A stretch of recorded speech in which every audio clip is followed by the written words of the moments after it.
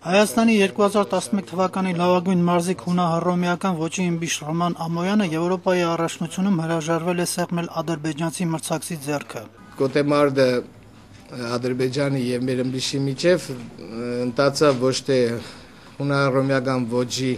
որպես ըմբիշամարդ, այլ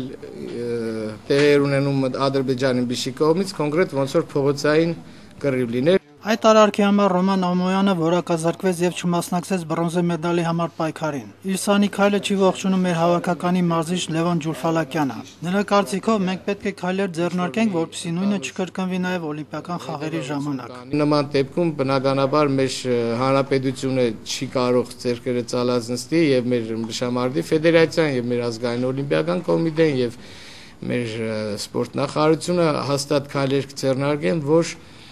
դրա հետևանքները բարձվի։ Հաշվի առնելով, որ այսօր մեր հասարակության ուշադրությունը սևեռված է առաջիկա խորհրդարանի ընտրությունների վրա, օլիմպիական չեմպիոնը հատկապես քաղաքական գործիչներին խորհուրդ տվեց։ Մենք մեր գործն ունենք, մենք մեր գործով արդեն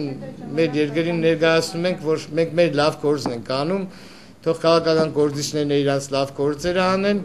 եւ ամեն եթե կարողանա իր գործը լավ անի, ուրեմն մեր երկիրը կծաղի, կբարգավաճի։ Գագիկ Եղիազարյան, Տիգրան Բադալյան, AIFE։ Ամեն ինչ լավ կլինի։